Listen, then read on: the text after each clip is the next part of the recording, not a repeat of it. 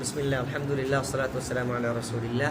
রব্বি জিদনি ইলমা, ربي زدني علما রব্বি জিদনি ইলমা, ربي زدني علما রব্বি ইয়াসসির ربي يسر ওয়ালা তুআসসির ولا تؤثر ওয়াতাম্মিম আলাইনা وتمم علينا বিল খায়র। بالخير রব্বি ইশরাহ লি رب اشرح لي صدري صدري ويسر لي ويسر لي أمري امري واحلل واحلل عقدة من لساني عقدة من لساني يفقه قولي।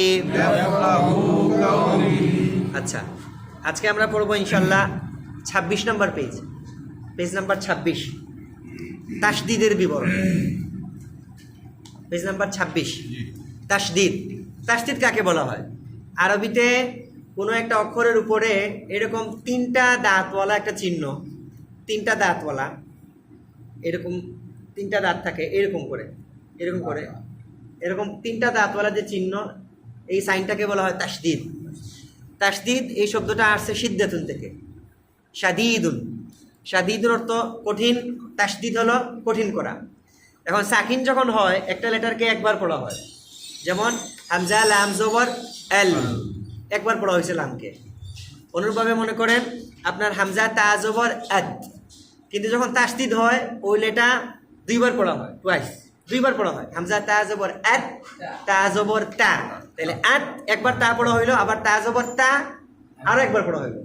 তাহলে একবার পড়া সহজ, দুইবার পড়া কি কঠিন। এই জন্য এটাকে বলা হয় তাসদিদ, মানে কঠিন করা। মানে একটা লেটারকে তাসদিদ দেওয়া মানে কি, তাকে বিরক্তি করা, দুইবার করে পড়া, কঠিন করে পড়া। তো তাসদিদ যুক্ত হরফকে বলা হয় মুশাদ্দাদ। কি বলা হয়? মুশাদ্দাদ। আচ্ছা, এখন দেখেন এখানে কি লেখা আছে, উপরের তিন দাঁতওয়ালা চিহ্নটির নাম তাসদিদ। শব্দের উপরে যদি তিন দাঁতওয়ালা চিহ্ন থাকে এটার নাম হলো তাসদিদ। তারপর কি লেখা আছে, আমার সাথে সবাই বলেন, তাসদিদ ওয়ালা হরফ تسديد ولا حرف দুইবার পড়তে হয়, দুইবার পড়তে হয় তাসদিদ ওয়ালা হরফ تسديد ولا حرف দুইবার পড়তে হয়, দুইবার পড়তে হয় তাসদিদ ওয়ালা হরফ تسديد ولا حرف দুইবার পড়তে হয়। দুইবার পড়তে হয় তারপর কি লেখা আছে, প্রথমবার ডান দিকের উচ্চারণের সঙ্গে প্রথমবার ডান দিকে উচ্চারণের সঙ্গে জজমের মতো, যজমের মতো দ্বিতীয়বার নিজ হরকতের সঙ্গে। দ্বিতীয়বার নিজ হরকতের সঙ্গে এই কথাটার ব্যাখ্যা কিভাবে? প্রথমবার ডান দিকের উচ্চারণের সঙ্গে জজমের মতো। এই যেমন দেখেন 1 নম্বর লাইনে দেখা আছে হামজা তা জবর। দেখো এখন ডান দিকের উচ্চারণ কি, ডান দিকের অক্ষর হলো হামজা, তাসদিদের ডান দিকের অক্ষর কি হামজা, হামজার উপরে কি আছে জবর, তাহলে এই জবরের উচ্চারণটা কি আ। এ বলতেছেন যে ডান দিকের উচ্চারণের সঙ্গে জজমের মতো। এখন হামজা এরপরে তা, তার উপরে যদি একটা জজম হইতো, সাকিন হয়ে যাইতো, তাহলে হামজা তা জবর কি হইতো আত। বলতেছেন যে কি জজমের মতো, মানে আত, এটা হলো একবার পড়া হইলো। দ্বিতীয়বার নিজ উচ্চারণ, নিজ মানে কি, ওই যে অক্ষরের পর তাসদিদ আছে, তাসদিদের উপরে কি আছে একটা জবর আছে, তাহলে তা জবর কি হয় তা, এই নিজ উচ্চারণ। তার মানে দুইবার পড়া হইলো। এখন আমি যদি বলি আপনাকে হামজার উচ্চারণ বলেন, তখন আপনি কি বলবেন? হামজা তা জবর আত, হামজার উচ্চারণটা কি আত। আর যদি বলি তায়ের উচ্চারণ বলেন, তা জবর তা। এই হলো মানে তাকে দুইবার পড়া হইলো। একবার হলো হামজার উচ্চারণের সাথে মিলাইয়া আত, আরেকবার পড়া হইলো তার উপরে যে জবর আছে ওই জবর উচ্চারণ দিয়ে তা জবর তা। ঠিক আছে না? এখন দেখেন, হ্যাঁ আপনার, হ্যাঁ 1 নম্বর লাইন হামজা তা জবর আত, হামজা তা জবর তা জবর তা জবর। আচ্ছা, এখন আবার বলেন তো হামজার উচ্চারণ আত, তায়ের উচ্চারণ তা, তায়ের উচ্চারণ তা। আচ্ছা, তারপরেরটা হামজা তাজের ইত, হামজা তাজের তা জবর ইত, বলেন ইত তা। তারপরেরটা হ্যাঁ হামজা তা পেশ তা জবর, এগেইন আবার শুরু থেকে হামজার উচ্চারণ তায়ের উচ্চারণ তা তারপর হামজার উচ্চারণ ইত তায়ের উচ্চারণ তা তারপর হামজার উচ্চারণ উত উত উত উত উত উত তায়ের উচ্চারণ তা ইয়েস তারপরেরটা হামজা সা জবর আস না আস সিন হয়ে গেছে আস এই যে জিহ্বার অগ্রভাগ উপরের দাঁতের আগার সাথে লাগবে আস আস আস কোনো এরকম কোনো সাউন্ডই হবে না আস আস না এই যে একবার একটা ইয়ে হয়ে গেছে এটা এটা আপনার সিনের মধ্যে চলে গেছে ঠিক আছে না এস সিনের মধ্যে চলে গেছে জি না এটা নাম হলো তা আলিফ বা তা তা হ্যাঁ। তা হ্যাঁ আলিফ বা তা তা তা না সা বললে মানে সা উচ্চারণ হয় কিভাবে ওই যে উপরের দাঁত নিচের দাঁত যদি লাগিয়ে দেন তাহলে সা হয়ে যাবে কিন্তু আপনি যদি জিহ্বা ইউজ করেন টাং ইউজ করেন তাহলে আর কিন্তু সাউন্ড হবে না ফ্যা ফ্যা জিহ্বা ইউজ করেন ফ্যা ফ্যা ফ্যা বাতাস বের হবে কিন্তু নো সাউন্ড ফ্যা দেখেন ফ্যা উচ্চারণের সময় এখানে কোনো সাউন্ড নাই শুধুমাত্র হারাকাতের মধ্যে কি আছে সাউন্ড আছে ফ্যা ফ্যা এই সাউন্ডটা কি যে আপনার জবরের সাউন্ড এটা মূল সায়ের উচ্চারণ মানে কি নাই সাউন্ড নাই এর কোনো সাউন্ড হয়েছে কোনো সাউন্ড হয় না কিন্তু ফ্যা জবর ফ্যা এই যে হ্যাঁ এটা কিসের উচ্চারণ জবরের উচ্চারণ যদি সাজের সি এই যে ই এটা কিসের সাউন্ড জেরের সাউন্ড এটা সায়ের সাউন্ড না সায়ের মধ্যে কি নাই সাউন্ড নাই জাস্ট শুধুমাত্র কি বের হয়েছে বাতাসটা বের হয়েছে ফ্যা ফ্যা ফ্যা ওকে হামজা থা জবর সিন হয়ে গেছে ওয়েট জিব্বা বের করেন সবাই ফ্যা ফ্যা জিব্বা বের হবে ফ্যা ফ্যা ফ্যা এবার এফ ওই জায়গা থেকে এফ ফ্যা এফ ফ্যা এফ ফ্যা কিন্তু যদি বাতাস বের না হয় তাহলে তা হয়ে যাবে আত্তা এটা তা হয়ে গেছে বাতাস বের হইলে তা আর বাতাস বের না হইলে তা আত্তা আর যদি বাতাস বের না করেন চাপ দিয়ে ধরে রাখেন আত্তা এটা তা হয়ে গেছে এটা তা হয়ে গেছে না বাতাস বের করেন প্রচুর বাতাস বের হবে ইয়েস ইয়েস এফ ফা এগেইন এফ ফা হামজা থা জবর থা জবর হামজা থা জের ইস সিন হয়ে গেছে ইফ ইয়েস ইফ অনেক সুন্দর হয়েছে ইফ ফা সানা ফা জিব্বা বের হবে ফা ইয়েস এখন হয়েছে ফা ফা সবাই আমার দিকে তাকান ফা ফা ফি ফি তু আবার ফা ফি তু ফা ফা জিব্বার আগা থেকে ফা ফা ফা ফি ফি ফি ফি ফা ফি সু সু সু সু সা সু সি এবার আপনার তাসদিদ দিয়ে এফ ফা এফ ফা এফ ফি ইফ ফি ইফসা ইফসু উসসু উসসা উসসি এই তো হয়ে গেছে ঠিক আছে فكانت هباء منبثا বল বাসা এই যে কোরআনের আয়াত বাসা ثم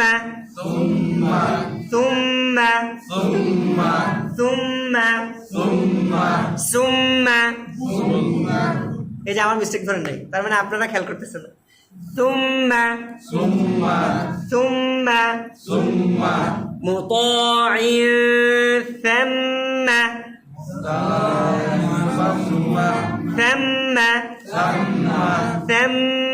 أمين ثم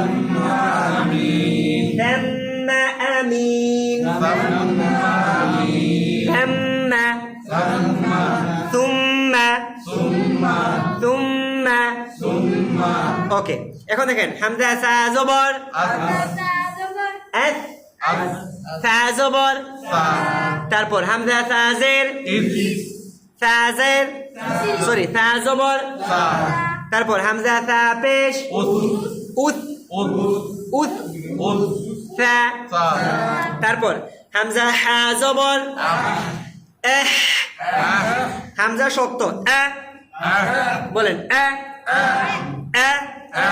কিন্তু হ্যাঁ সফট হবে। হ্যাঁ বলার সময় গলার মধ্যে এরকম সাউন্ডটা ঘষা খেয়ে বের হবে। হ্যাঁ,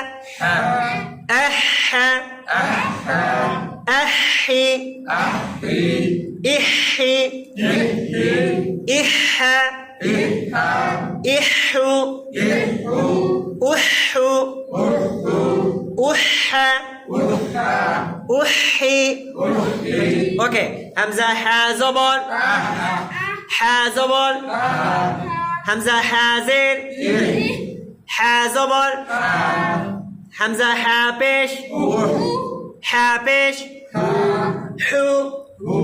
এগেইন এক নাম্বার লাইন শুরু থেকে হামজার উচ্চারণ, হামজার উচ্চারণ, হামজার উচ্চারণ, তারপর তায়ের উচ্চারণ, তায়ের উচ্চারণ, তারপর হামজার উচ্চারণ, ইত, তায়ের উচ্চারণ, তারপর হামজার উচ্চারণ, তায়ের উচ্চারণ, তা, হ্যাঁ, তারপর সা দিয়ে, হ্যাঁ গ্রিন কালার, কি কালার? হ্যাঁ গ্রিন কালার, হামজা সা জবর, তারপর সায়ের উচ্চারণ, তারপর সায়ের উচ্চারণ, ইস সিন হয়ে গেছে, ইফ, হ্যাঁ, তারপর সায়ের উচ্চারণ, তারপর হামজার উচ্চারণ, উত, সায়ের উচ্চারণ, তারপর ব্ল্যাক কালার, হামজার উচ্চারণ, এহ, এহ, এহ। দেখেন এখানে হা মোটা হবে না, অহ এরকম না, এহ, হামজাও পাতলা, হ্যাঁও পাতলা, এহ, হ্যাঁর উচ্চারণ, তারপর হামজার উচ্চারণ, হ্যাঁর উচ্চারণ, হামজার উচ্চারণ, উহ, না উহ এরকম, উহ, উহ। হ্যাঁ উচ্চারণ করার সময় ঠোঁটকে দুই পাশে নিয়ে যাবেন, উহ, অটোমেটিক পাতলা হয়ে যাবে। ঠোঁটকে যদি আপনি দুইভাবে ডান দিকে বাম দিকে নিয়ে যান, উহ, ইয়েস অটোমেটিক পাতলা হয়ে যাবে। যদি ঠোঁটকে গোল রাখেন মোটা হয়ে যাবে, উহ, মোটা হয়ে গেছে, উহ, উহ, হ্যাঁ। তারপর 2 নম্বর লাইন, হামজা খ জবর, হামজা পাতলা, খ মোটা, এহ, এহ, খয়ের উচ্চারণ, তারপর হামজার উচ্চারণ, খয়ের উচ্চারণ, খজের খি, তারপর হামজা খ পেশ, খয়ের উচ্চারণ, তারপর হামজা আইন জবর, ইয়েস। এটার মধ্যে ডিফারেন্ট, মানে দুই, মানে সম্পূর্ণ কি বলা যায়, অপোজিট দুইটা লেটার নিয়ে আসা হয়েছে, আবার দুটোটার উচ্চারণ মানে পাশাপাশি জায়গা থেকে। প্রথমটা হলো আ, শক্ত হবে হামজা, তারপর একটা আইন সফট, আ, ইয়েস, আ শক্ত, আর আ নরম। হামজা আইন জবর, আ, আ, আ, আ। আমরা অনেকে করি কি, ও, তার দুইটাই আইন হয়ে গেছে, দুইটাই কি হয়ে গেছে, প্রথমটা আ, তারপর একটা আ, আইনের উচ্চারণ, আইন উচ্চারণটা একদম সহজ। কিভাবে? আমাদের মনে করেন যদি গলা ভাঙে বা গলায় যদি মনে করেন, হ্যাঁ ইয়েস ইয়েস, হ্যাঁ মনে করেন যখন আমাদের গলা ব্যথা করে তখন আমরা গার্গল করি না, এরকম করি না, অথবা গলা যদি কাটা লাগে তখন কি করি, করে এরকম করি না, সাউন্ড করি, ওই সাউন্ডটাই, এটা হলো আইনের সাউন্ড। ওয়েট, এখন আরো একটা ব্যাপার, আইনের মধ্যে দুইটা সাউন্ড আছে, একটা হলো আইনের সাউন্ড আর একটা জবরের সাউন্ড। আইনের সাউন্ডটা খুবই কম সময় হয়। আমার হাতের দিকে তাকান, মনে করেন এই পুরোটা আইন জবর আয়ের সাউন্ড, তার মধ্যে শুরুতে এই সামান্য 20% হবে কি আইনের উচ্চারণ, আর বাদ বাকি 80% হবে জবরের উচ্চারণ। যেমন এই সাউন্ডটা সামান্য সময়, কিন্তু এই সাউন্ডটা হলো জবরের। দেখছেন?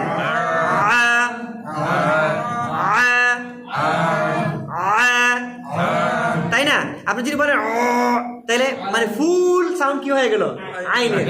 পুরোটা কিন্তু আইনের না, আপনার 20% হবে আইন, বাদ বাকি 80% কিসের? জবরের।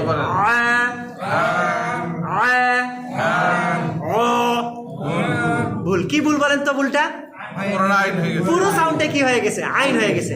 মনে করেন যদি আইন জবর এর উচ্চারণ যদি হয় 100%, তার মধ্যে 70 থেকে কি বলে 20 থেকে 30% হবে আইনের উচ্চারণ, বাদ বাকি 70 থেকে 80% উচ্চারণ কিসের? জবরের। আইন জবর আইন জবর।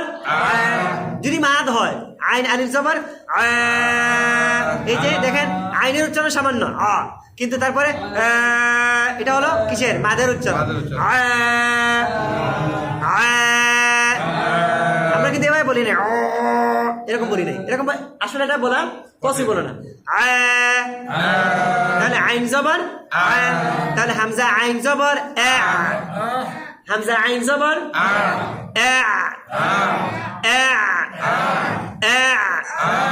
আইন জবর দুইটা সাউন্ড আনতে হবে।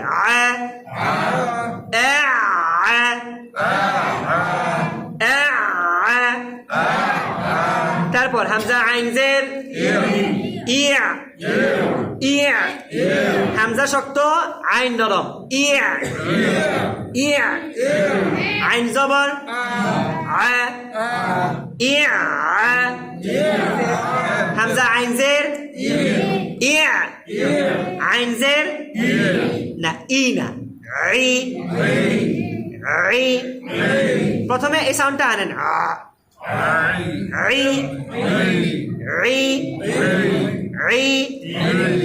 মানে আইনের উচ্চারণ 20% আর জেরের উচ্চারণ 80%।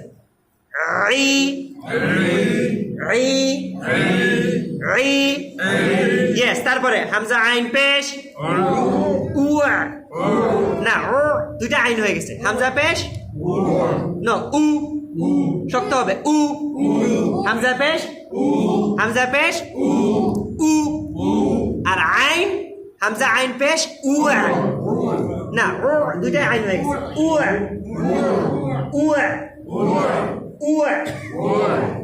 আমরা প্রথমে হামজা ঠিক করি, বলেন আ ই উ আ আ আ আ আ আ আ ই। দুইটাকে আলাদা করবেন, আ ই আ ই এরকম না আ ই। তাহলে মানে মানে একটা একটার সাথে মানে এই মিক্সড হয়ে গেছে আর কি, মানে একটা মানে মিলে গেছে, মিলবে না। আ ই ই ই ই আ ই উ উ উ উ আ উ ই উ ই আ আ আ ই ই ই ই আ ই উ উ উ উ আ উ আ উ ই। এখন তাসদীদ দিয়ে আ আ আ ই ই ই ই আ ই উ উ উ উ আ উ ই।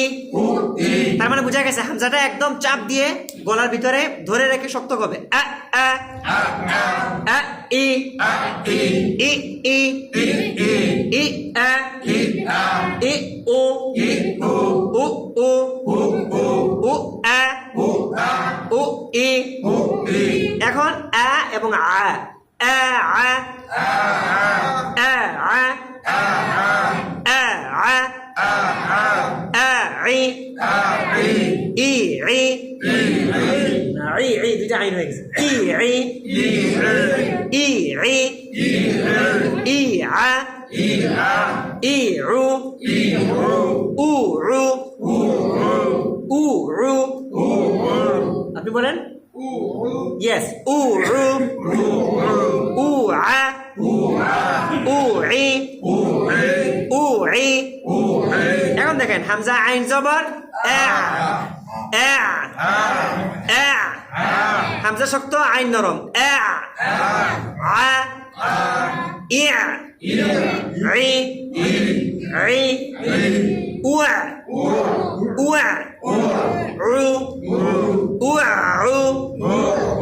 পারফেক্ট। তারপরে হামজা র জবর র মোটা হবে, চাপ দিয়ে ধরে রাখতে হবে। আমারটা শুনেন, আর আর এরকম না, আর আর না, আবার আর এরকম যেন সাউন্ড না হয়, কর এই সাউন্ড যেন না হয়।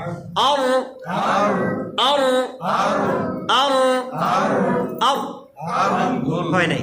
কেন হয় নাই? কারণ আমি সাউন্ড কন্টিনিউ করে নিই। রা যখন সাকিন হয়, রা যখন তাসদিদ হয়, রায়ের সাউন্ড কন্টিনিউ হবে। আর আর আর আর হয় না, কি হয় নাই বলেন তো, ভুলটা কি? সাউন্ড কন্টিনিউ হয় নাই। আর আর আর আর এই যে সাউন্ড কন্টিনিউ হওয়া, এটাকে আরবিতে বলা হয় রাখাওয়া। কি বলা হয়? রাখাওয়া। আর তারপর র জবর র, তারপর ইর রি। এখানে দুইটা রায় পাতলা, কারণ রায়ের নিচে জের হইলে দুইটা রায় কি হয়ে যায়? পাতলা হয়ে যায়। কারণ এখানে দুইটা আছে, তাসদীদযুক্ত হরফ কয়বার পড়তে হয়? দুইবার। তার মানে এখানে দুইটা রায় আছে। প্রথম রায়টাও পাতলা হবে, দ্বিতীয় রায়টাও কি হবে? পাতলা হবে। অনেকে আমাদের বাংলাদেশে অনেক কারি সাহেব এটা বলে নাকি যে যদি আপনার আগের অক্ষরে যদি কি থাকে, জবর থাকে, আর রি এরকম এরকম পড়ে, এটা আসলে ভুল। মানে শাও রি, মানে প্রথমটা শাও রা পুর হবে, কারণ শিন রা জবর শাও, রা সাকিন আগে কি আছে? জবর আছে, এই জন্য শাও। আর এরপরে রায়টা পাতলা হবে, রায়ের নিচে জের, এটা আসলে ভুল। দুইটা রায় কি হবে? পাতলা হবে। শেদ রি মিন শাররি মা খলাক, শাররি বাররি হুররি, এরকম পাতলা হবে দুইটাই। আচ্ছা, তাহলে হামজা রাজের সাউন্ড কন্টিনিউ কিন্তু পাতলা। ইর ইর ইর সাউন্ড কন্টিনিউ হয়েছে কিন্তু কি হয়ে গেছে? মোটা হয়ে গেছে। ইর রি ইর রি ইর রি ইর রি। তারপর হামজা র পেশ উর, সাউন্ড কন্টিনিউ উর, র পেশ র পেশ।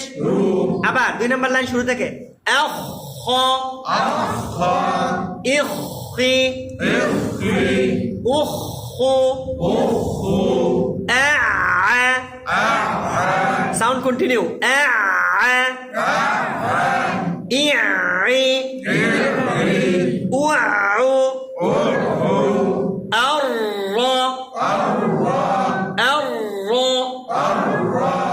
ইররি পাতলা, ইররি উররু। আবার এই লাইনটা শুরু থেকে হামজার উচ্চারণ, খয়ের উচ্চারণ, তারপর হামজার উচ্চারণ, খয়ের উচ্চারণ না কাজে খি, খি। আবার আবার আবার শুরু থেকে হামজার উচ্চারণ, খয়ের উচ্চারণ, তারপর হামজার উচ্চারণ, খয়ের উচ্চারণ না, এখন কিন্তু খা না, খি। হ্যাঁ, তারপর 3 নম্বরটা হামজার উচ্চারণ, খয়ের উচ্চারণ, খু। হ্যাঁ, তারপর হামজার উচ্চারণ, আইনের উচ্চারণ, তারপর হামজার উচ্চারণ, আইনের উচ্চারণ, তারপর হামজার উচ্চারণ, আইনের উচ্চারণ, তারপর ব্ল্যাক কালার হামজার উচ্চারণ, আর রায়ের উচ্চারণ, তারপর হামজার উচ্চারণ, ইল পাতলা করে, রায়ের উচ্চারণ, তারপর হামজার উচ্চারণ, উর রায়ের উচ্চারণ, রু। হ্যাঁ, তারপর এখন 3 নম্বর লাইন যা, জায়ের সাউন্ড কন্টিনিউ হবে। জায়ের সাউন্ড কি হবে? কন্টিনিউ। যা উচ্চারণ হবে, উপরের দাঁত নিচের দাঁত একসাথে লাগবে।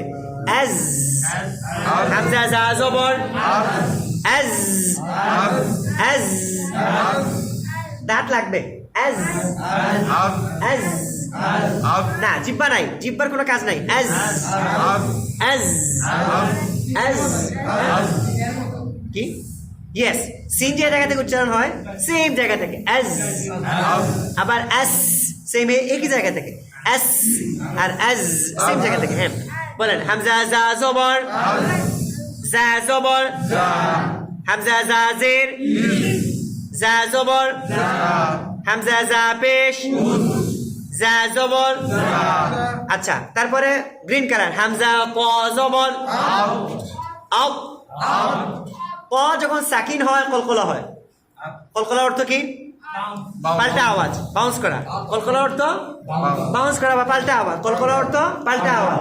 কলকলার হরফ কয়টি? কলকাতা হরফ 5টি কি না না সাতটি না পাঁচটি। কলকলার হরফ কয়টি? 5টি কি কি? কাফ ত বা জিম দাল কফ ত বা জিম দাল। কাফ ত বা জিম দাল কলকলার হরফ 5টি। কলকাতা হরফ 5টি কলকলার হরফ 5টি। কলকাতা হরফ 5টি কফ ত বা জিম দাল। কাফ ত বা জিম দাল কলকলার হরফ কয়টি? কলকাতা হরফ 5টি কি কি? কাফ ত বা জিম দাল দেখেন page number 20, page number 20, 20 number page. এই যে সবার উপরে কলকলা অর্থ কলকাতা অর্থ পাল্টা আওয়াজ। পাল্টা আওয়াজ কলকলা অর্থ পাল্টা আওয়াজ। পাল্টা আওয়াজ কলকলা হরফ 5টি। কলকাতা হরফ 5টি কফ ত বা জিম দাল। কাফ ত বা জিম দাল কলকলা হরফ 5টি। কলকাতা হরফ 5টি কি কি? কাফ ত বা জিম দাল এই যে সবার উপরে কফ ত বা জিম দাল। কাফ ত বা জিম দাল কলকলা হরফ কয়টি? কলকাতা হরফ 5টি কি কি? কাফ ত বা জিম দাল কলকলা অর্থ কলকাতা অর্থ পাল্টা আওয়াজ। পাল্টা আওয়াজ কলকলা হরফ 5টি। কলকাতা হরফ 5টি কি কি? কাফ ত বা জিম দাল এই 5 হরফে এই 5 হরফে জজম হইলে যজম হইলে কলকলা করিয়া পড়িতে হয়। কলকাতা করিয়া পড়িতে হয় এই 5 হরফে জজম হইলে কলকলা করতে হয়। যেমন হামজা কফ জবর ক বাউন্স করতে হয় ক। হামজা বা জবর আবে। হামজা জিম জবর আজে। হামজা দাল জবর আদে। হামজা ক জবর এত এত। কিন্তু যদি জজম না হয় তাসদিদ হয় তখন আবার কলকলা হবে না।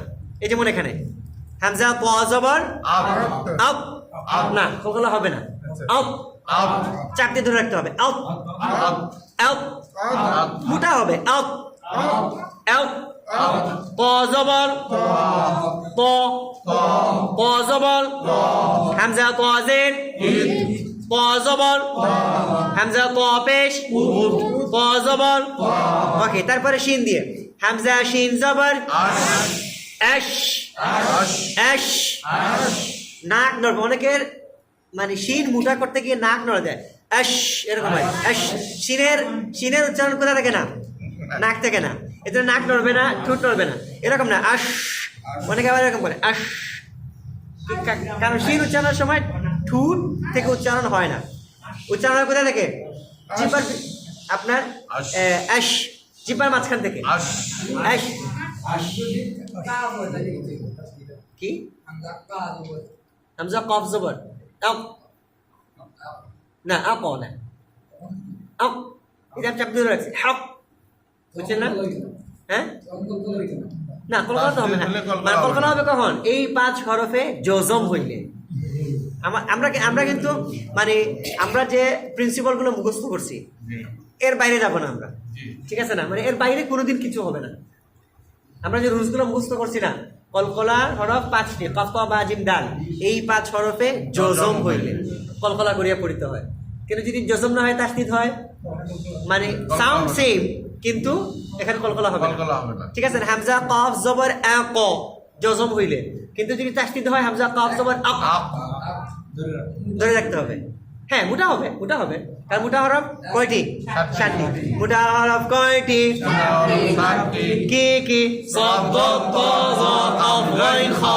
এই যে 7টি, এই 7টা লেটার মোটা হয়। আরবি ভাষায় 7টা লেটার মোটা হয়। সদ, ব, প, গ, কফ, গইন, খ। এছাড়া সব লেটার পাতলা হয়। বা, তা, সা, হা, জা, সা। কিন্তু স, ব, প, গ, ক, ঘ, খ, এই 7টা লেটার কি হয়েছে? মোটা হয়েছে। ওকে, তাহলে হামজা ত জবর আত, ত জবর হামজা ত জের ত জবর হামজা ত পেশ ত জবর না ত, এটা মাদ হয়ে গেল। পয়ের উপর কয় জবর? এক জবরকে কি বলে? হরকত বলে। এক জবরকে কি বলে? হরকতের উচ্চারণ তাড়াতাড়ি হয়। ত, ত। আপনি যে বলেন ত, তাহলে কি হয়ে গেছে? এটা অনেকটা মাদের কাছাকাছি চলে গেছে। ত। তারপরে হামজা ত পেশ ত জবর, এরপরে শিন হামজা শিন জবর আশ, শিন জবর হামজা শিন জের শিন জবর হামজা শিন পেশ। এই সবগুলা শিন সাউন্ড কন্টিনিউ। আশ, ইশ, উশ সাউন্ড কন্টিনিউ। হ্যাঁ, শিন জবর। এবার 3 নম্বর লাইন শুরু থেকে হামজার উচ্চারণ হামজার উচ্চারণ আজ, হামজার উচ্চারণ জায়ের উচ্চারণ, তারপর হামজার উচ্চারণ জায়ের উচ্চারণ, তারপর হামজার উচ্চারণ জায়ের উচ্চারণ, তারপর হামজার উচ্চারণ আপ আপ, পয়ের উচ্চারণ হামজার উচ্চারণ পয়ের উচ্চারণ হামজার উচ্চারণ পয়ের উচ্চারণ। হ্যাঁ, তারপর হামজার উচ্চারণ আশ, হামজার উচ্চারণ। হ্যাঁ, তারপর শিনের উচ্চারণ না শা, শিনের উচ্চারণ শা। আবার হামজার উচ্চারণ। হ্যাঁ, ব্ল্যাক কালার শুরু থেকে হামজার উচ্চারণ আশ, শিনের উচ্চারণ, তারপর হামজার উচ্চারণ শিনের উচ্চারণ, হামজার উচ্চারণ শিনের উচ্চারণ, আবার শুরু থেকে আজ, সাউন্ড কন্টিনিউ আজ, ইজ, উজ, আপ, ইত, উত, আশা, ইশা, উশা। তারপর হামজা সদ জবর না সদ। দেখেন আমার দিকে তাকান, হামজাটা পাতলা হবে আ, কিন্তু সদ মোটা। সদ সদ সদ বলার সময় উপরের দাঁত নিচের দাঁত একসাথে লাগবে, এই সাউন্ডটা হবে।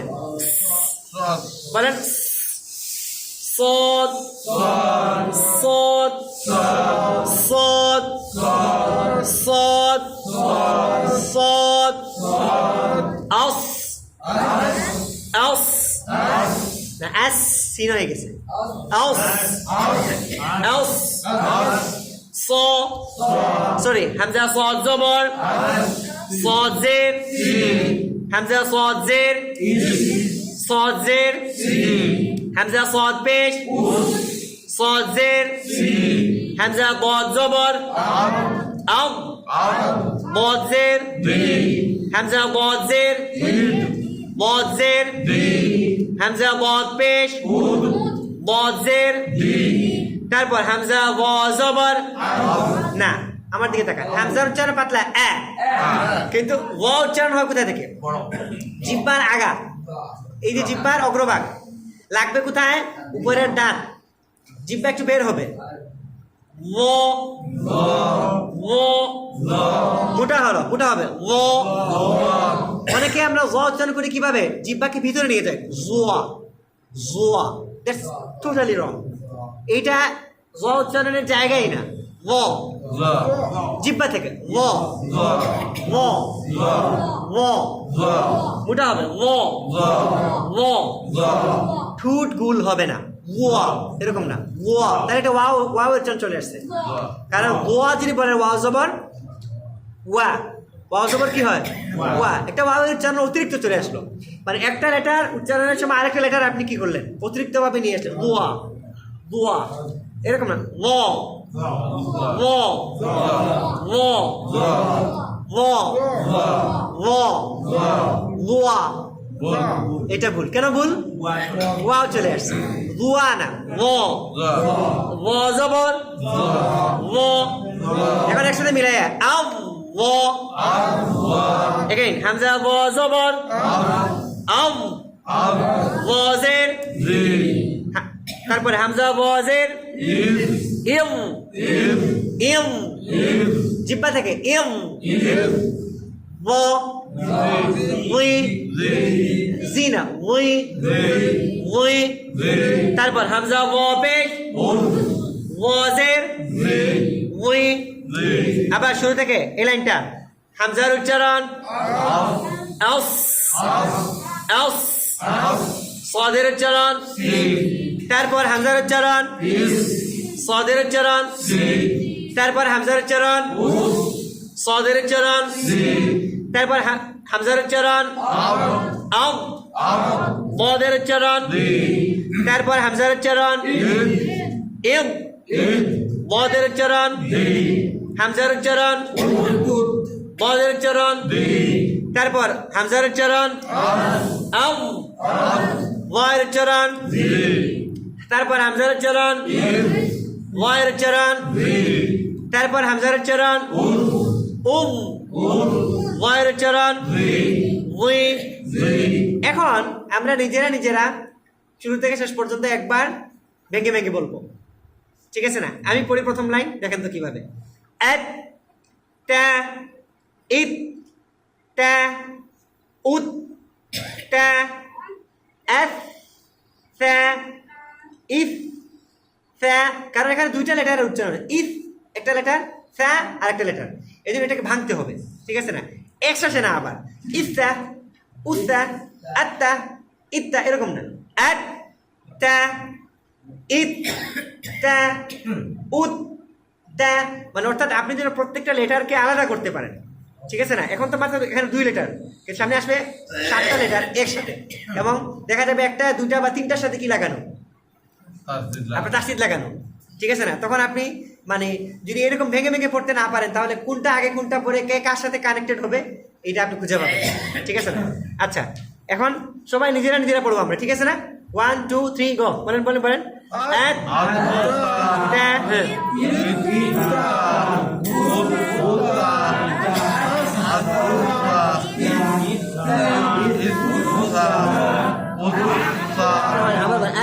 আবার পড়েন, গ্রিন কালার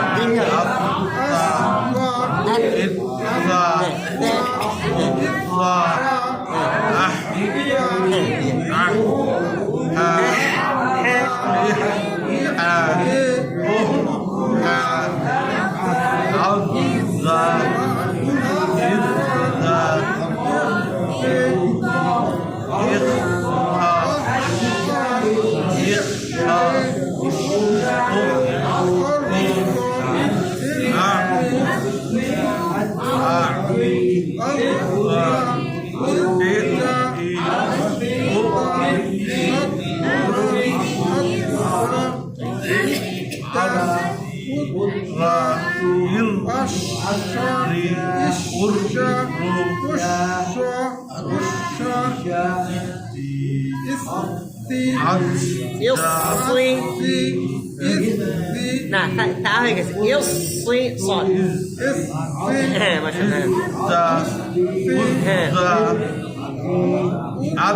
হামজা ওয়াজ জবর আম, হ্যাঁ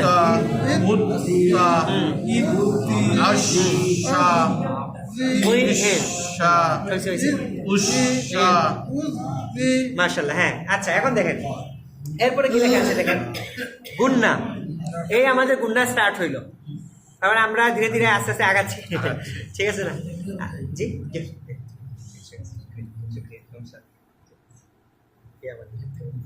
জি কিছু বাধা বুঝে জি, জি, মাশাআল্লাহ। অতীত যুগে আসলে এরকম পড়া না এটা পড়ছি আল্লাহ তো বিক্রি শুক্রিয়া। হাতের কারণ অতীত যুগের আমরা যুগে তো এইরকম জানি না আমরা বিপুল বিপুল আছে দেখি যখন তো বিশ্লেষণ করিয়া গিয়ে যে না, এটা আমরাও আমিও আগে জানতাম না, শিখছি আল্লাহ তালা শিখাইছি। তো হইতেই পারে আমাদের পূর্বপুরুষরা তারা তাদের মানে দে ডিড দেয়ার বেস্ট, তারা সর্বোচ্চ করছেন, চেষ্টা করছেন, যার কারণে আমরা অতটুকু আইতে পারছি। তারা যদি অতটাও না করতাম, মানে পৃথিবীর অন্যান্য অঞ্চলের অবস্থা ভয়াবহ, আসলেই ভয়াবহ। আমরা বলি না আসাহুল কুতুব বা'দা কিতাবিল্লাহ আস-সাহিহুল বুখারী, যে কোরআনের পর ইসলামের সবচেয়ে বিশুদ্ধতম কিতাব হলো বুখারী, সবচেয়ে বিশুদ্ধ। কারণ এই কিতাবটা ইমাম বুখারী আল্লাহ রাসূল সাল্লাল্লাহু আলাইহি ওয়াসাল্লামের হাদিসের সংকলন। এই হাদিসের সংকলন করতে গিয়ে উনি এত বেশি যাচাই বাছাই করেছেন, মতান্তরে প্রায় 5 লক্ষ হাদিস থেকে উনি সব মিলিয়ে বোধহয় এই মতান্তরে 6,000 হাদিস উনি আপনি একত্রিত করছেন। 5 লক্ষ হাদিস থেকে বাছাই করে 6,000 হাদিস। ওই ইমাম বুখারীর বাড়ি কোথায়? কাজাকিস্তান, রাশিয়া মানে এই সোভিয়েত ইউনিয়নের একটা ছিল আর কি, হ্যাঁ আপনার ওই দেশে। ওখানকার মুসলিমরা মানে ইমাম বুখারী যখন উনি হাদিস পড়াইতেন, মানে হাজার হাজার ছাত্র থাকতো ওনার সামনে, হাদিসের ছাত্র। এরা আমাদের মতো ছাত্র না, মানে এরা আরবি ভাষা বুঝে হাদিস শুনতো, এরা আরবিতে কথা বলতে পারে, এরকম হাজার হাজার কখনো কখনো লক্ষাধিক ছাড়াই যেত। তো উনি তো মুরব্বী মানুষ, কথা বেশি জুড়ে বলতে পারতেন না। উনি যদি সর্বোচ্চ জুড়েও বলেন সামনে কয়েকশো লোক শুনবে, এরপরে তো শুনবে না। কিন্তু উনি একটা হাদিস বলতেন, ওনার পাশে আমরা যেরকম মনে করে বড় জামাতের মুকাব্বির আপনার ইমাম সাহেবের সাথে তাকবীর দেয় না, আল্লাহু আকবার, ওরকম ওই হাদিসটা আরেকজন মুকাব্বির শুনাইয়া দিতেন। উনি শোনাইতেন আরেকজনকে, উনি এরকম করতে করতে পুরা আপনার লক্ষ লক্ষ লোক ওনার কাছ থেকে হাদিস শুনতো।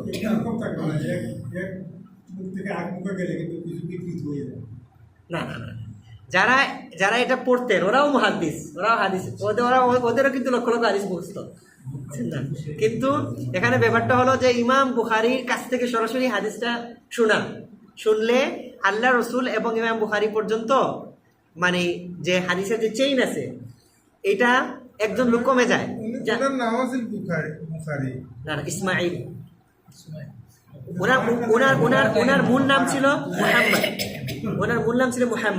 মুহাম্মদ ইবনে ইসমাইল। তার বাবার নাম ছিল ইসমাইল ইবনে ইসমাইল। ওনার মূল নাম ছিল হাদিস, মানে বুখারী হলো বইয়ের নাম, বইয়ের নাম বা উনাকে মানে বুখারা একটা এলাকার নাম, আর ওই এলাকার বাসিন্দা আমরা বলি সিলেটি, ওইরকম আর কি বুখারী, মানে উনি হলেন বুখারীর বাসিন্দা। তো এখন মনে করেন আল্লাহ রসুল একটা হাদিস বলছেন, একজন সাহাবী শুনছেন, তারপরে আরেকজন সাহাবী শুনছেন, তারপরে আরেকজন তাবেঈ শুনছেন, তারপরে তাবেঈ শুনছেন, মাঝখানে একজন ইমাম ছিলেন, তারপরে ইমাম বুখারী। ঠিক আছে না? এখন এই যে হাদিসের চেইন, এখন ওই যুগে এটা ছিল, এটা একটা সারাফ, সম্মানজনক ছিল যে আল্লাহ রসুল থেকে নিয়ে আমার পর্যন্ত হাদিসের চেইনের মধ্যে একজন লোক কমানো যায় কিনা। এখন যদি কারো সম্ভব হইতো উনি কি করতেন, মাঝখানে মনে করেন ইমাম বুখারী যার কাছ থেকে হাদিসটা শিখছেন, উনি ইমাম বুখারীর কাছ থেকে তো হাদিসটা শিখছেন, শিখার পরে দেখতেন যে ইমাম বুখারী কার কাছ থেকে শিখছেন, যে উনি শুনছেন ওনার কাছে, তাহলে আমি সরাসরি গিয়ে যদি ওনার কাছ থেকে গিয়ে হাদিসটা শুনে ফেলি, তাহলে রাসূল পর্যন্ত আমার হাদিসটা পৌঁছতে গিয়ে চেইনের মধ্যে একজন লোক কমে গেল। মনে করতেন এটা আমার জন্য একটা কি সম্মানের ব্যাপার। তো এই জন্য ইমাম মুসলিম রহমতুল্লাহ আলাইহি উনি ইমাম বুখারীর সরাসরি ছাত্র, কিন্তু সরাসরি ছাত্র হওয়ার পরেও সহিহ মুসলিমের মধ্যে একটা হাদিসও নাই বুখারী। মানে ইমাম বুখারী যত জায়গা থেকে গিয়ে হাদিস আনছেন সব জায়গায় উনি নিজে গেছেন, গিয়ে উনি নিজে আপনার আলাদা একটা কিতাব লিখছে এই সহিহ মুসলিম। ইমাম বুখারীর হাদিসের দার্সগুলো হয়তো এত বিশাল, এত বড় যে একবার ইমাম বুখারী হাদিস পড়াইতেছিলেন, হাঁচি আসছে ওনার, হাঁচি বলে একটা হাঁচি দিয়েছেন। তো হাঁচি দেওয়ার সাথে সাথে উনি বলছেন আলহামদুলিল্লাহ। উপস্থিত যারা শুনে তারা কি বলে, ইয়ারহামুকাল্লাহ। তো ওনার উপস্থিত লোক বলছে ইয়ারহামুকাল্লাহ, বাকিরা যারা শুনছে ইয়ারহামুকাল্লাহ, এত জোরে আওয়াজ হয়েছে, আপনার ওই শহরের গভর্নর সে তার প্রাসাদে ছিল, এই আওয়াজের কারণে সে মনে করছে বোধহয় শত্রু বাহিনী আক্রমণ করছে এলাকায়। মানে সে তার তাড়াতাড়ি নির্দেশ দিচ্ছে, সেনাবাহিনী নির্দেশ দিচ্ছে, সেনাবাহিনী তাড়াতাড়ি সেনা রেডি করো, হয়তো শত্রু বাহিনী আক্রমণ করতেছে আমাদের শহরের উপরে, মানে রেড অ্যালার্ট জারি করা হয়েছে। তো ওই ইমাম বুখারীর দেশে আজকের দিনে আপনার কোরআন তেলাওয়াত করার মতো লোক নেই। ওই ইমাম বুখারীর দেশে, ওই ইমাম বুখারীর মানে ইমাম বুখারী রহমতুল্লাহ আলাইহি ওনার যে মাদ্রাসা, যেখানে লক্ষ লক্ষ ছাত্ররা পড়তো, খাওয়া সহ এখানের মধ্যে কি ছিল পড়তো, হাজার হাজার ছাত্ররা এখানে আবাসিক থেকে পড়তো। ওই ইমাম বুখারীর ওই মাদ্রাসা ক্লোজড, বন্ধ। ইয়েস ইয়েস ইয়েস, মানে মানে মানে সোভিয়েতরা যে জিনিসটা করছে আপনার কাজাকিস্তানে, উজবেকিস্তানে, কাজাকিস্তানে, সেম জিনিস তো করছে ব্রিটিশও আমাদের দেশে করছেন। হাজার হাজার আলেমদেরকে আপনার কাছে ঝুলে ফাঁসি দিছে। আমাদের আকাবেররা, আমাদের সালাফরা, আমরা যাদের উত্তরসূরি, আমরা মানে আমাদের পূর্বসূরি যারা ছিলেন, তারা কিন্তু সেম নির্যাতনের শিকার হয়েছে, সেম নির্যাতনের শিকার হয়েছে।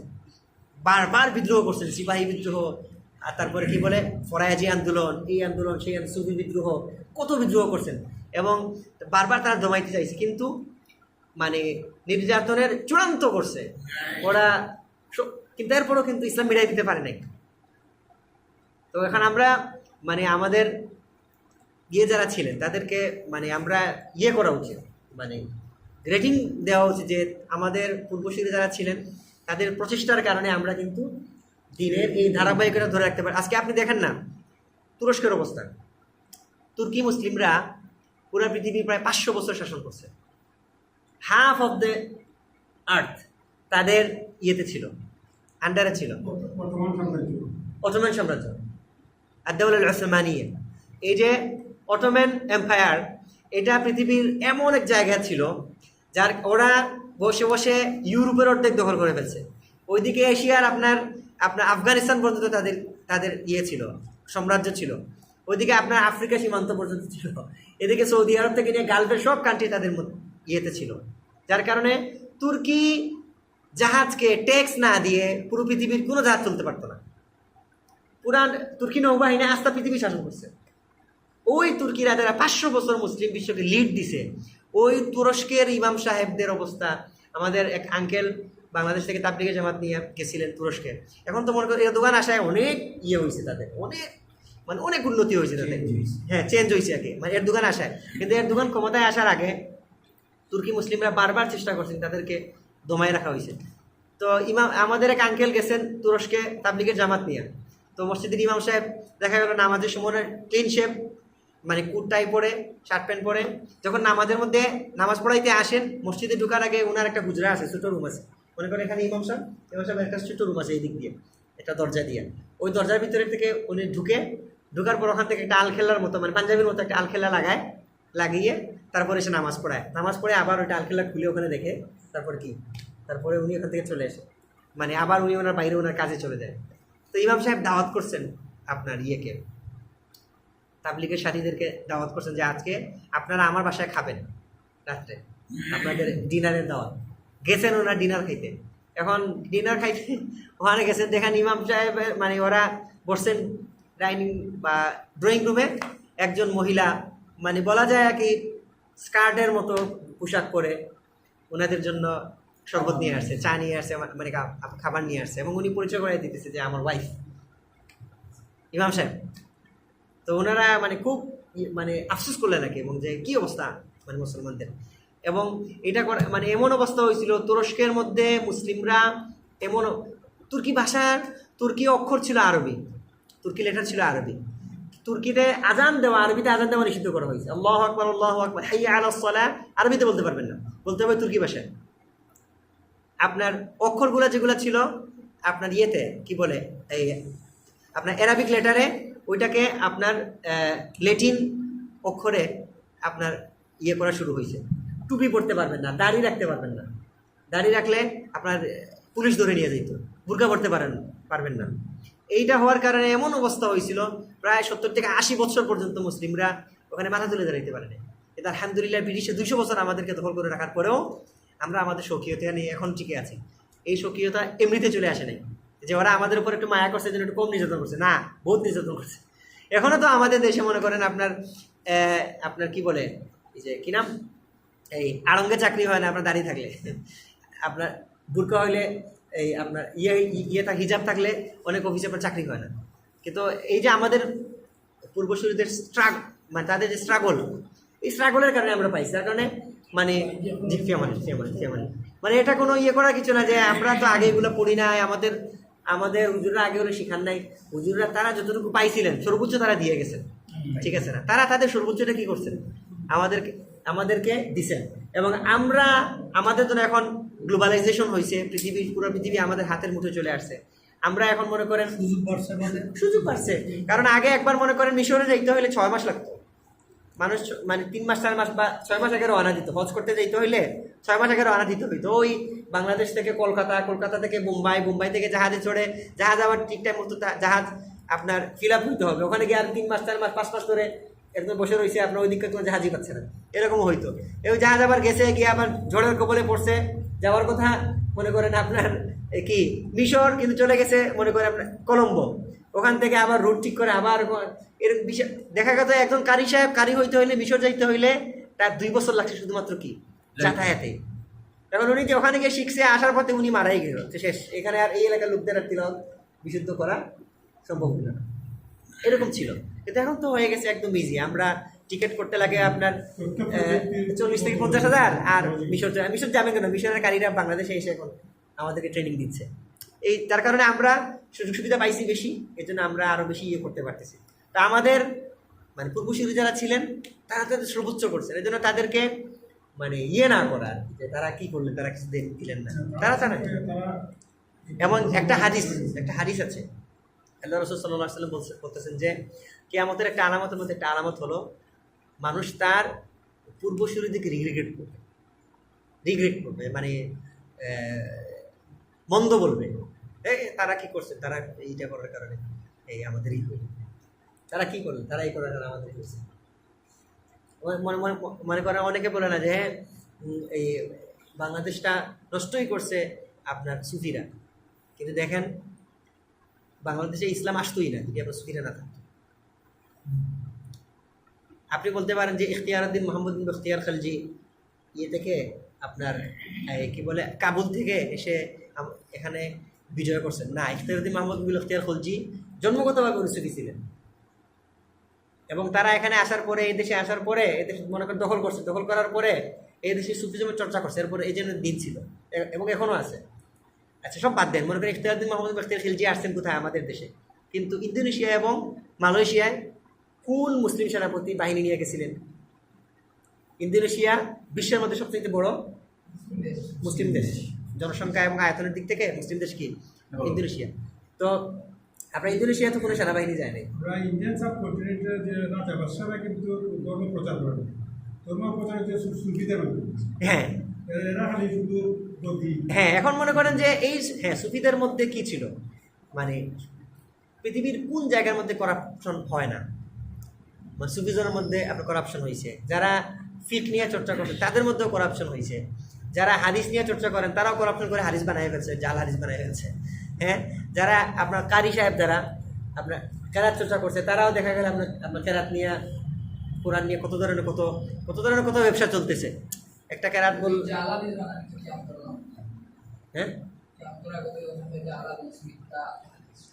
এটা কিয়ামতের আগে না, আজকে থেকে 1200 বছর আগে, এমনকি সাহাবায়ে কেরামদের জামানা শেষ হইতে না হইতেই মানুষ কি শুরু করে দিছিল, হাদিস জাল করা শুরু করে দিছিল, বুঝছেন না? এটা মানে এটা শুধু আমাদের না, এই প্রবলেমটা আমাদের না। ঈসা আলাইহিস সালাম উনার ইন্তেকালের পরেই মানে তারা বাইবেল বিকৃত করা শুরু করছে, ওল্ড টেস্টামেন্ট, নিউ টেস্টামেন্ট, হ্যাঁ, এটা নেচার। কারণ শয়তান কি বলছে? শয়তান বলছে যে হে আল্লাহ, আপনার সৎ পথের মুড়ে আমি দাঁড়িয়ে থাকবো এবং তাদের অপেক্ষায় পথ পেতে দাঁড়িয়ে থাকবো, তারা দিনের পথে চলতে চাইলেই আমি তাদেরকে পথভ্রষ্ট করবো। এবং শয়তান এটা মানে আল্লাহ তাআলা তাকে শয়তানকে সুযোগটা দিয়েছেন যে দেখি চাই তুই পারস কিনা। আর আল্লাহ তাআলা আমাদেরকে বলছেন যে সে আমাকে চ্যালেঞ্জ দিয়েছে, দেখি তোমরা সৎ পথে থাকতে পারো কিনা, এই চ্যালেঞ্জ। এখন এই চ্যালেঞ্জ যদি আমরা গ্রহণ করি, যদি চ্যালেঞ্জ গ্রহণ না করি তাহলে শয়তানের কাছে আমরা পরাজিত হয়ে গেলাম, ঠিক আছে না? তো এই যে হাদিস বিকৃত হয়ে যাওয়া, ফিক বিকৃত হয়ে যাওয়া। কারণ ফকিহ যারা ছিলেন তারাও বিকৃত হয়েছিলেন, তাদের মধ্যেও করাপশন চলে আসছিল। কারণ দেখা গেছে যে যারা ফিক জানতেন অনেক সময় তারা কি একজন বাদশাকে, একজন শাসককে ফেভার দিতে গিয়ে তারা কি করে ফেলছেন, আপনার নিজের মন মতো একটা ব্যাখ্যা দিয়ে শাসকের পক্ষে একটা ফতোয়া দিয়ে দিছেন। তো হ্যাঁ, তো কি হইলো তাহলে আল্লাহ তাআলা বলতেছেন যে লিতাশতারু বিহি সামানান কালিলা, তোমরা এই কোরআনের মাধ্যমে কি করতেছো, তুচ্ছ মূল্য গ্রহণ করতেছো।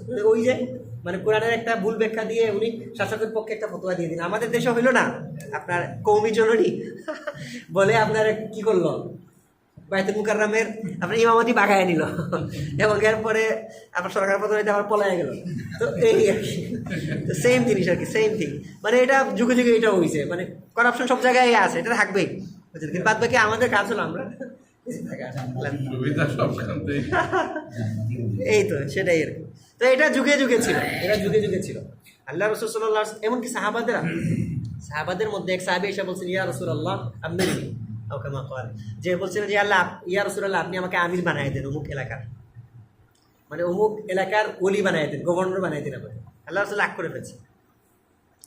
করে ফেলছেন যে ইন্না হাযাল আমরা লা নু'তি মান সাআলা, রাগ করে বলছেন যে ইন্না হাযাল আমরা লা নু'তি মান সাআলা, নেতৃত্বের ব্যাপারটা যে কেউ আমাদের কাছে চেয়ে ফেলে, মানে চেয়ে ফেলে, কেউ যদি আমার কাছে চায় যে আমাকে আমির বানায় দেন, আমরা তাকে কোনো অবস্থাতে দিই না এবং দেন নাই আল্লাহ রাসূল। আল্লাহ রাসূল মানে রাগ করে ফেলছিলেন যে নেতৃত্ব তুমি চাইবা কেন, নেতৃত্ব আরেকজনের পক্ষ থেকে দেয়া হবে, নিজে যদি কেউ চেয়ে ফেলে নেতৃত্ব এমনি এমনি। কিন্তু মানে এবং ওই সাহাবী, এটা হিউম্যান নেচার, মানুষ চায় যে আমি আমার কি থাকবে। এবং ওই সাহাবী এই জন্য বলেন নাই যে আমি নেতা হয়ে যাব বা আপনার কি, হ্যাঁ হ্যাঁ অবশ্যই যোগ্যতাকে অবশ্যই রেসপেক্ট দেওয়া হবে, না সবসময় যে আপনার যোগ্যতাকে রেসপেক্ট দিয়ে করা হয় তা না। এটা আমরা কখনো কখনো অন্য কোনো স্বার্থ যদি থাকে মুসলিমদের তাও হবে। উমর রাদিয়াল্লাহু তাআলার জমানায় আপনার উমর না আবু করে দিলেন, বলো সম্ভবত আবু করে দিলেন তার জমানায় না, আল্লাহ রাসূল সাল্লাল্লাহু আলাইহি ওয়াসাল্লামের জমানায় উসামা বিন যায়েদ রাদিয়াল্লাহু তাআলা আনহুকে আল্লাহ রাসূল একটি বাহিনী প্রধান বানিয়ে দিলেন, সেনা প্রধান। বলে যান, আপনি যান যুদ্ধ করেন, আপনি আমের। তার বয়স 17 বছর।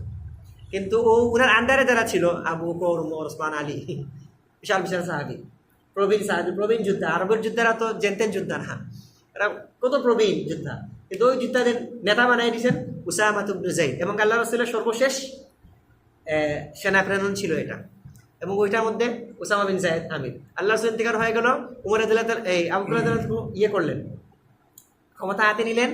নেওয়ার পরে এখন ওই বাহিনী তো রওনা দিতে গিয়ে আল্লাহ রাসূল ইন্তেকালের কারণে ওরা থেমে গেছিল। এখন সর্বপ্রথম ওই বলছেন যে আল্লাহ রাসূলের সর্বশেষ বাহিনী ছিল এরা, সর্বশেষ নির্দেশ ছিল এই বাহিনী চলবে। অন্যরা সবাই এসে পরামর্শ দিল যে তখন আল্লাহ রাসূল ছিলেন, আল্লাহ রাসূল তো কী করছিলেন, আমির বানাইছিলেন, কিন্তু তো রাসূল নাই, আর এত প্রবীণ সাহাবী, এত বড় বিশাল বাহিনীর প্রধান মাত্র 17 বছরের একটা ছেলে। আল্লাহ রাসূল মানে আবু বকর রেগে গেছেন যে আল্লাহ রাসূল যাকে আমির বানাইছেন, আমি মানে পরিবর্তন করবো, কি বলো তোমরা, না উনি আমির থাকবে, উনি আমির, যাও পরিবর্তন করলেই আরো বিতর্ক তৈরি। এবং এবং এই হাদিস থেকে কি বোঝা যায়, সাহাবায়ে কেরামদের নিঃশর্ত আনুগত্য। যার কারণে এটা আরো একটা প্রমাণ যে যদি আল্লাহ তাআলা কাউকে কোনো কারণে কারো উপরে নেতা নির্বাচন করিয়ে দেন, এটা শর্ত না যে সে তার চাইতে বেশি যোগ্য এর লেগে আল্লাহ দিচ্ছেন, না, আল্লাহ তাকে, এটা তার তাকদীরে ছিল, এটাই ছিল তার মানে কিসমতে ছিল, সে আমির হয়ে গেছে। এবং সে আমির হয়ে গেছে, সে আমার থেকে যতই যোগ্যতা সম্পন্ন মানে কম যোগ্যতা সম্পন্ন হোক, তাকে আমির মেনে ফেলতে হবে, তাকে আমির মানতে হবে। আল্লাহর পক্ষ থেকে হয়েছে। হ্যাঁ, এটা আল্লাহর পক্ষ থেকে হয়েছে। এবং এর মধ্যে বরকত, বুঝছেন না, এর মধ্যে বরকত। আল্লাহ তাআলা বলতে ইদা আযামতা ফাতাওয়াক্কাল আলাল্লাহ, যদি আল্লাহ মানে আমরুহুম ফা'ফু আনহুম, আল্লাহ বলতেছেন হে নবী আপনি আপনার সাহাবাদেরকে ক্ষমা করুন, ওয়াস্তাগফির লাহুম, আপনি তাদের জন্য ইস্তিগফার করুন, ওয়াশাওয়িরহুম ফিল আমর, এবং তাদের সাথে যে সব ব্যাপারে তাদের সাথে মশওয়ারা করুন, পরামর্শ করে আপনি তাদেরকে একজন আমির আপনি নির্বাচন করুন, অথবা পরামর্শ করে তাদেরকে আপনি যে কোনো একটা সিদ্ধান্ত দিন। কিন্তু ইদা আযামতা, যদি কখনো কোনো বিনা পরামর্শে যদি আপনি একটা কোনো ব্যাপারটা সংকল্প করে ফেলেন, না এটা হবে, আপনি সংকল্প করে ফেলছেন, ফাতাওয়াক্কাল আলা আল্লাহ, আল্লাহর উপর তাওয়াক্কুল করে স্টার্ট করে দিন।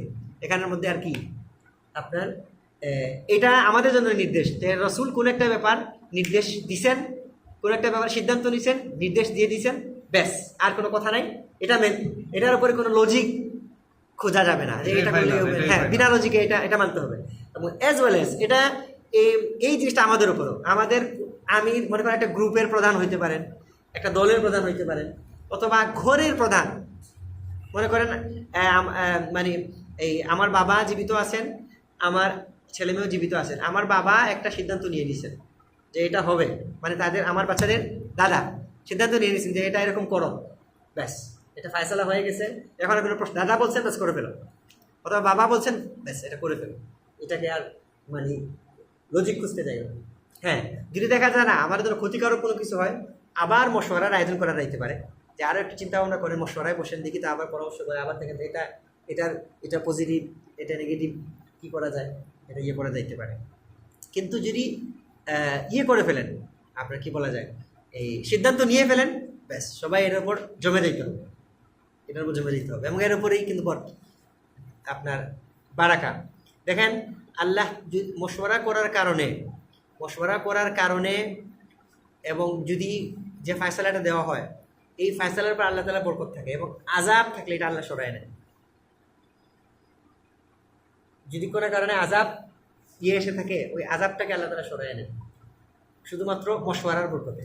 এটা পরামর্শ খুবই গুরুত্বপূর্ণ, এবং এটা ইসলাম, এটা আল্লাহ তাআলা কোরআনে আয়াত নাযিল করে দিয়েছে, শাওয়িরহুম ফিল আমর, তাদের সাথে মশওয়ারা করো, মানে পরামর্শ করো। এই মশওয়ারা এটা হইতে পারে ঘরের বাইরে সব জায়গায়। আল্লাহ তাআলা আমাদের বুঝাতে বিধান। 10টা হয়ে গেল আজকে এই পর্যন্ত থাকতে বলে।